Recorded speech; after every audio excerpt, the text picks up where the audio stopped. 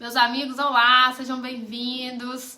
Vamos falar aqui sobre prisões. Temos algumas formas de prisões, né, que vocês devem visualizar aqui comigo hoje, que é a prisão em flagrante, a preventiva e a prisão temporária. É para isso que eu quero chamar a atenção de vocês, tá? Primeiro, prisão em flagrante, para mim, uma das favoritas, inclusive. Acho que pode vir algumas pegadinhas sobre.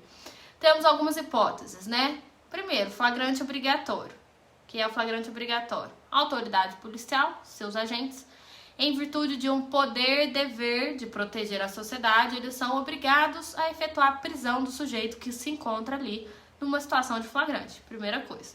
Segundo, flagrante facultativo, né? A faculdade que qualquer pessoa do povo tem diante de uma situação de flagrante em efetivar ou não a prisão daquele que se encontra numa das situações de flagrância. Então a gente vai ver aqui agora as possibilidades de que o flagrante pode acontecer, as hipóteses de fato. Primeiro, flagrante próprio, também chamado de flagrante real. Estamos aqui no artigo 302, incisos 1 e 2, ou seja, quando o infrator ele estiver cometendo o crime ou acabou de cometer o crime.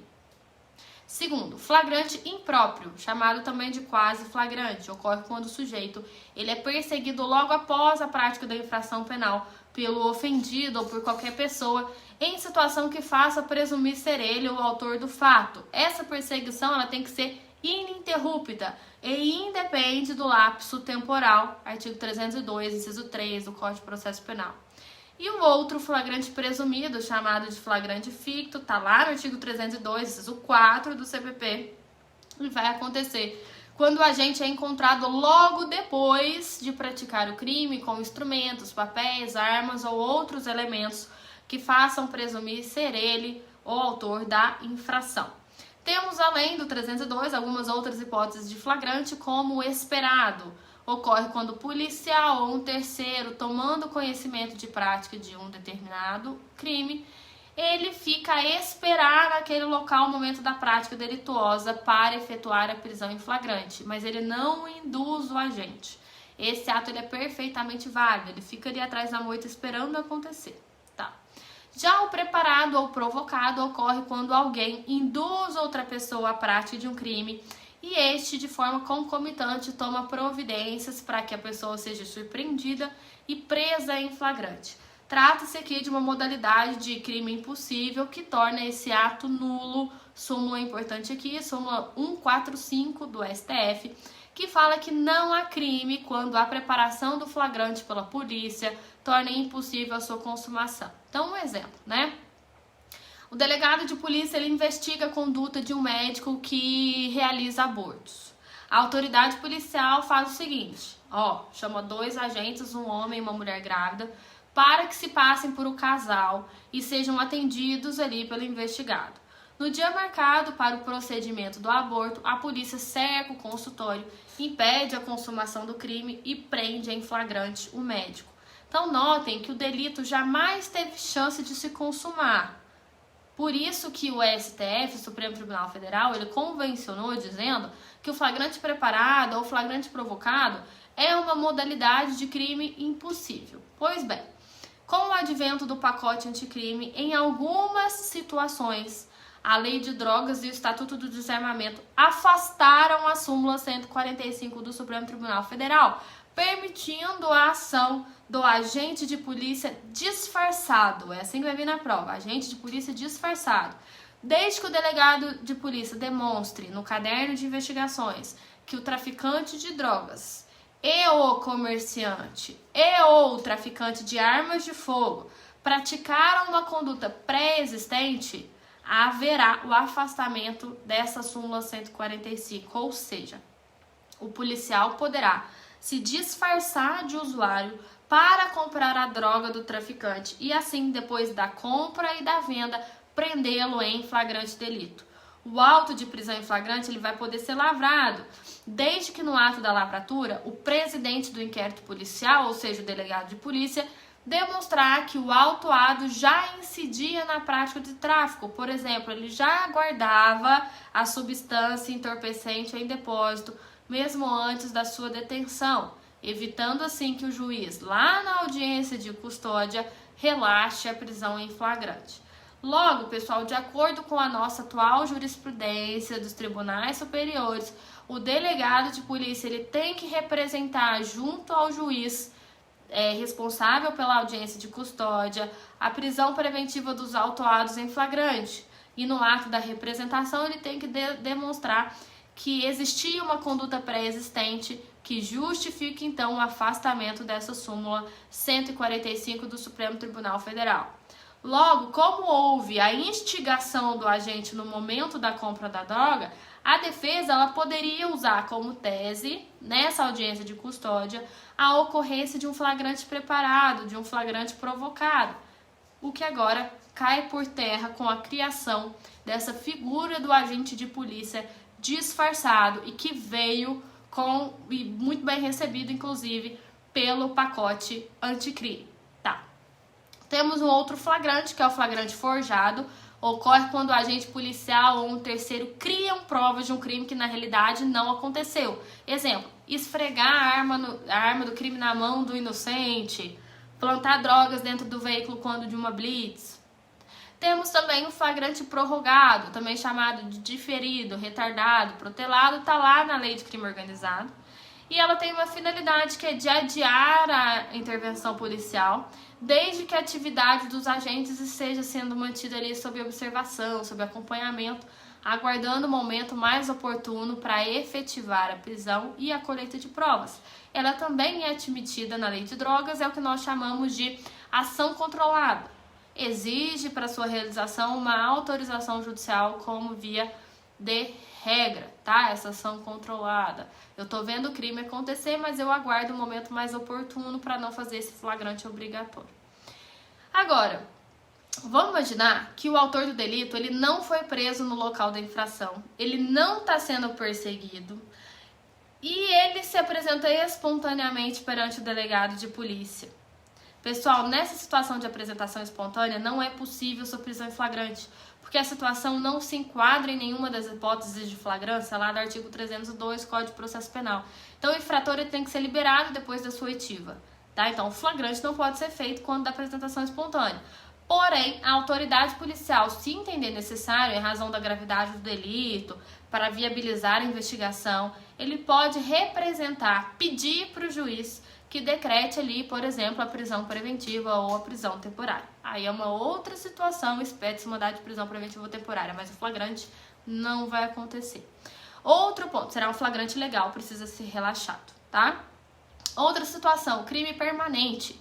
A prisão em flagrante é possível enquanto não cessada a permanência, tá lá no artigo 303 do Código de Processo Penal. Assim, um crime de extorsão mediante sequestro, por exemplo, enquanto a vítima estiver em poder dos sequestradores, a prisão em flagrante poderá se concretizar a qualquer momento, porque o crime ainda está acontecendo, o crime é um crime permanente. Ponto, beleza, sobre flagrante era isso que eu tinha para falar. Prisão temporária, a gente teve grandes modificações de jurisprudência do Supremo Tribunal Federal. O que é a temporária, né? É uma medida privativa de liberdade de locomoção, ela é decretada por um tempo determinado e tem a finalidade de possibilitar as investigações de crimes considerados graves durante a investigação policial, durante o inquérito policial. Nós temos ela lá na Lei 7960 de 89 e lá no seu artigo 1º da 7960 fala quando que vai ser cabível a prisão temporária. Então vem lá, né, no inciso 1, quando imprescindível para as investigações durante o inquérito policial, ou seja, quando houver indícios de que sem a prisão as diligências elas serão mal sucedidas. 2, quando o indiciado não tiver residência fixa ou não fornecer elementos ao esclarecimento da sua própria identidade. 3, quando houver indícios de autoria ou de participação em alguns dos crimes. Aí vem lá um rol, mas por exemplo, homicídio doloso, sequestro ou cárcere privado, roubo, extorsão ou extorsão mediante sequestro, estupro, epidemia ou envenenamento de água, genocídio, tráfico de entorpecentes, crime contra o sistema financeiro, vem lá no rol do inciso 3. Também é possível temporária a decretação dessa prisão nos crimes de terrorismo, tortura e em todos os crimes hediondos, tá? A prisão ela só pode ser decretada durante o inquérito policial. Então eu não falo em temporária já quando eu tenho ação penal. Então nunca vai existir quando tramitar já a ação penal, ou seja, após o recebimento da denúncia ou queixa. A prisão temporária ela só pode ser decretada pelo juiz, mas lembrando que não é possível ser feito de ofício, então depende de requerimento do Ministério Público ou de representação da autoridade policial, que é o delegado de polícia. Artigo 2º dessa Lei 7960 trata sobre a duração da prisão temporária. 5 dias, prorrogável por mais 5 dias em caso de extrema e comprovada necessidade. Porém, criaturas, o artigo 2º, parágrafo 4º da Lei 8.072 de 90, que é a Lei de Crimes Hediondos, permite que a prisão temporária ela seja decretada não pelo prazo de 5 dias, mas pelo prazo de 30 dias, prorrogáveis por igual período, quando se tratar de crime hediondo, tráfico de drogas, terrorismo ou tortura, né, que são aqueles equivalentes. Importante esclarecer ainda que a temporária ela não pode servir como uma prisão para averiguação. Essa foi uma das decisões do Supremo Tribunal Federal em 2022. Presta atenção. Antes da Constituição de 88, havia no nosso país a denominada prisão para averiguações, que era uma prisão realizada pela polícia sem nenhuma ordem judicial para auxiliar suas atividades rotineiras, cotidianas de investigação, ou seja, na intenção, na finalidade de verificar se a pessoa presa possuía qualquer vínculo com alguma infração penal, ou mesmo para apurar a sua vida pregressa, consultando, por exemplo, se havia contra ela algum mandado de prisão em aberto ou se essa pessoa estava eventualmente foragida. Pois bem, com o advento da Constituição Federal de 88, passou-se a exigir como regra uma ordem judicial para a efetivação das prisões, chamada de cláusula de reserva de jurisdição. Precisava de uma autorização judicial, exceto nos casos de transgressão militar ou crime propriamente militar e na prisão em flagrante. Porém, a exigência de ordem judicial para a prisão não impede que seja feita uma abordagem policial, né, se for preciso, solicitando ali identificação de indivíduos ou realizando a busca pessoal deles. Impede-se apenas o quê? A prisão sem autorização judicial para este fim. No mais, atualmente, a simples prisão para averiguação sem a ordem judicial, ela é ilegal, configurando a prática de crime de abuso de autoridade, artigo 9º da Lei número 13.869 de 2019. Então, de igual forma, a prisão temporária ela não pode violar o direito à não autoincriminação, ou seja, a pessoa ainda que suspeita de um crime tem o direito de não se autoincriminar. Isso inclui o direito de não ser obrigada a ser interrogada. Então, a prisão temporária ela não pode servir como um instrumento para impor, por via transversa, né, por via reflexa, que a pessoa preste depoimento na fase inquisitorial. Essa é a primeira situação que o Supremo Tribunal Federal entendeu. O outro foi sobre o inciso 2 que a gente viu.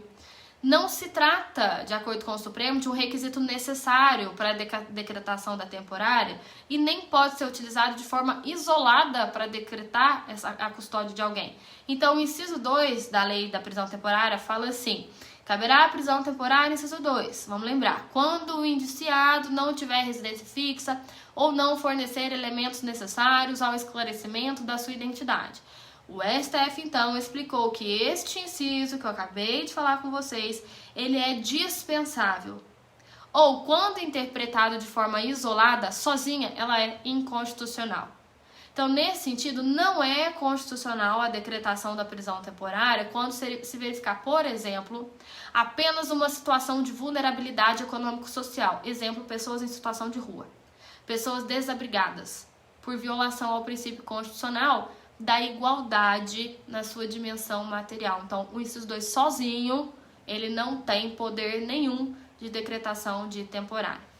Também mencionou para nós sobre o inciso 3. O rol do inciso 3 é taxativo. O STF entendeu que o rol que está lá no inciso 3 da Lei 7960 é taxativo e não se admite analogia, não se admite uma interpretação extensiva.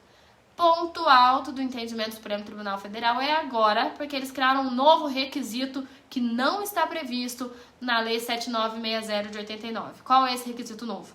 Tem que ter existência de fatos novos e contemporâneos. Aplica-se o parágrafo 2º do artigo 312 do Processo Penal à prisão temporária. Esse 312, parágrafo 2º, fala o seguinte: A decisão que decretar a prisão preventiva deve ser motivada e fundamentada no receio de perigo e existência concreta de fatos novos ou contemporâneos que justifiquem a aplicação da medida adotada. Agora, isso também é aplicável à temporária. Então, por exemplo, se um crime é cometido em 2018 e o réu ameaça seriamente de morte uma testemunha, que é chave da acusação lá em 2021, é possível o decreto da prisão preventiva, por conveniência da instrução criminal nesse mesmo ano. Porém, se a ameaça das testemunhas se deu em 2018 e não em 2021, não se verifica a contemporaneidade do decreto da preventiva proferido em 2021, porque passaram-se ali 3 anos, tá? Então, novo requisito instituído pelo Supremo Tribunal Federal e não previsto na 7960. Além disso, fala-se sobre a aplicação do 282, inciso 2, da prisão temporária do CPC. A temporária deve ser adequada à gravidade concreta do crime, às circunstâncias do fato e às condições pessoais do indiciado, nos termos do 282, inciso 2, do Código de Processo Penal.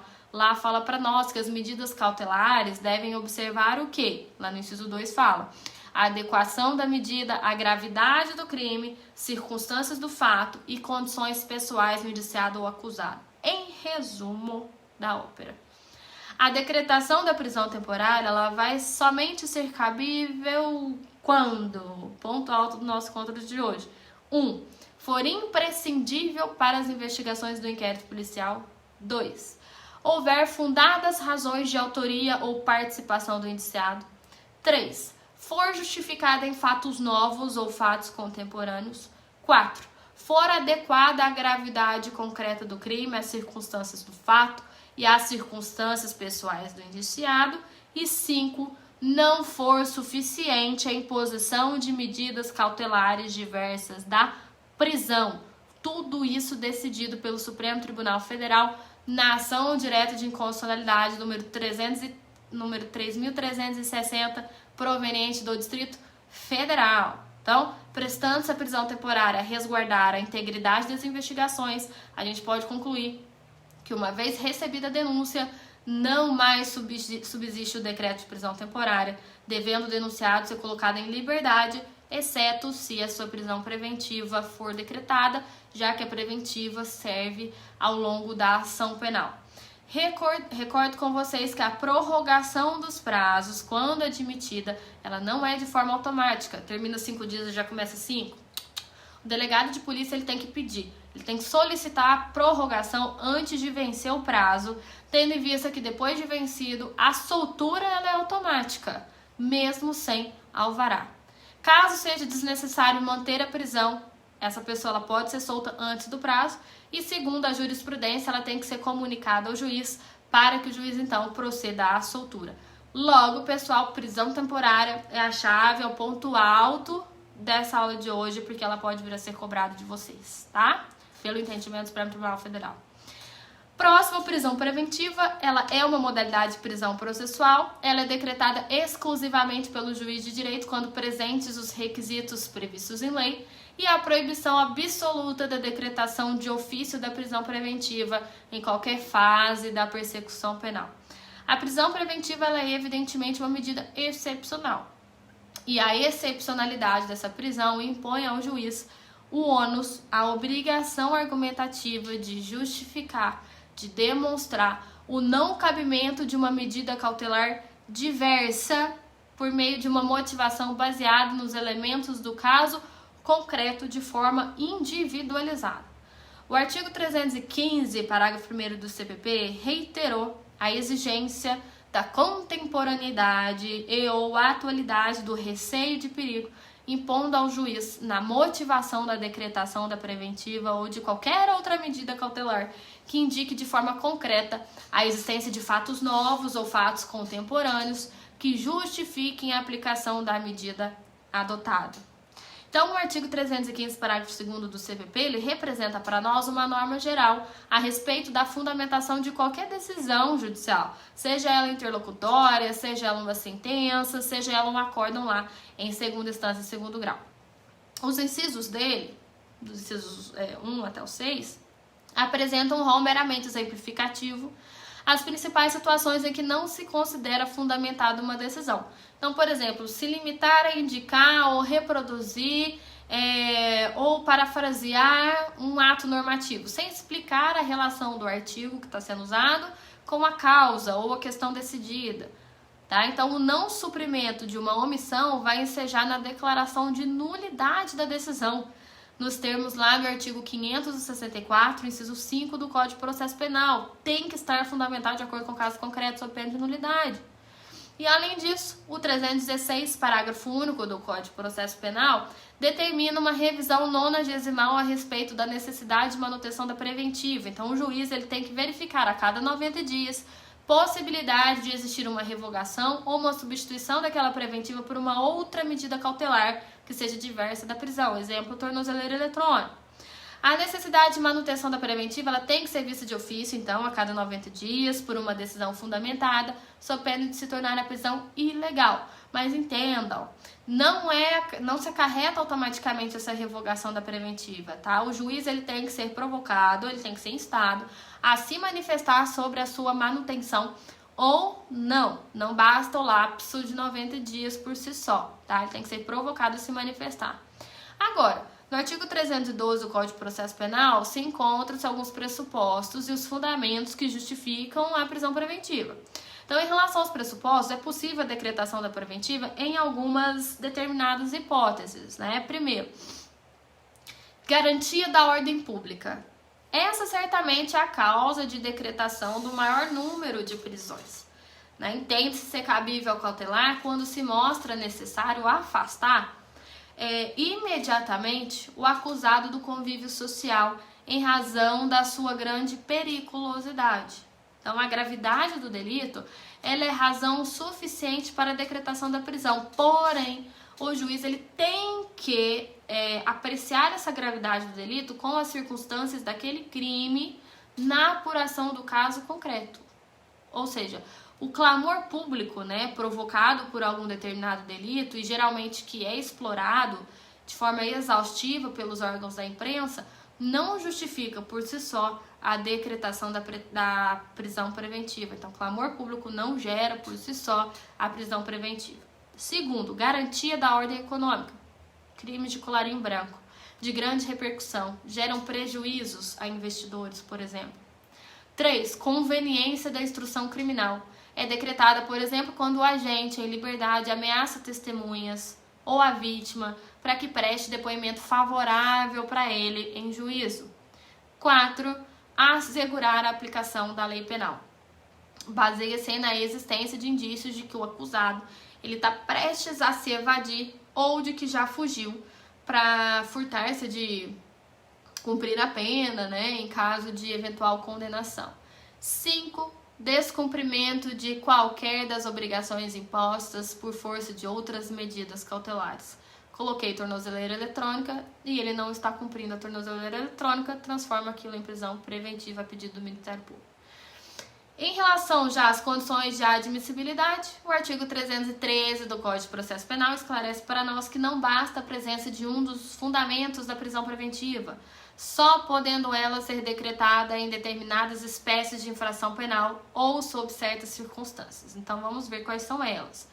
Primeiro, eu tenho que ter crimes dolosos com vontade, punidos com pena privativa de liberdade máxima superior a 4 anos. Pena máxima superior a 4 anos. Segundo, se o réu ostentar condenação anterior definitiva por um outro crime doloso no prazo de 5 anos dentro ali da reincidência. Então, ainda que se trate de crime com pena máxima não superior a 4 anos, ela pode ser decretada preventiva se o réu ele for reincidente em crime doloso. E isso leva o magistrado a entender que, por essa razão, essa pessoa coloca em risco a ordem pública pela considerável possibilidade dessa pessoa tornar a delinquir no seio social. Terceiro, se o crime envolver violência doméstica ou familiar contra mulher, criança, adolescente, idoso, enfermo ou pessoa deficiente, quando tiver necessidade de garantir a execução das medidas protetivas de urgência.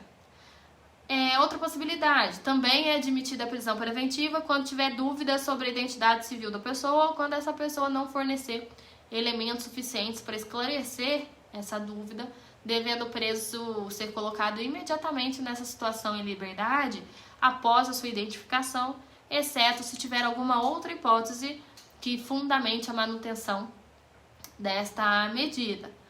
Logo, pessoal, em resumo, é inadmissível a decretação da prisão preventiva com a finalidade de antecipação de cumprimento de pena, ou como decorrência imediata de investigação criminal ou da apresentação ou recebimento de denúncia.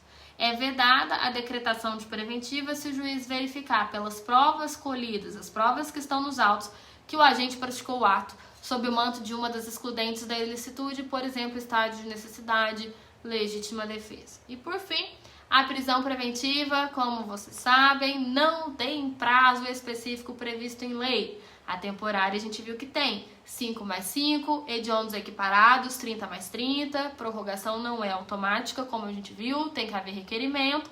Se não tem requerimento, a regra é terminou o prazo, automaticamente solto. Aqui na prisão preventiva nós não temos um prazo estipulado por lei. 300 dias, 60 dias, 90 dias, nós não temos esse prazo em previsão. Então, o advogado ele tem que fazer o que ao longo do processo? Ao verificar que não existe mais a fundamentação que ensejou na preventiva, que isso já não existe mais, incumbe ao advogado pedir a sua revogação. A revogação da preventiva, a depender da situação do caso concreto, tá? E aí a gente fala mais um pouco sobre prisões, quando tratarmos das peças relacionadas a prisões, como relaxamento de flagrante e assim sucessivamente. Indico então, mais uma vez, que cumpram o alvo do dia, não é só a videoaula, eu tô aqui para fazer uma mera complementação. Leiam o material de vocês, sigam com a rotina de estudos, com força, com foco, que vocês vão conseguir chegar aonde almejam. Espero que essa mentoria esteja sendo de muita relevância para vocês e que eu esteja conseguindo complementar os estudos de vocês com os seus estudos paralelos, tá bom? Grande beijo e até a próxima!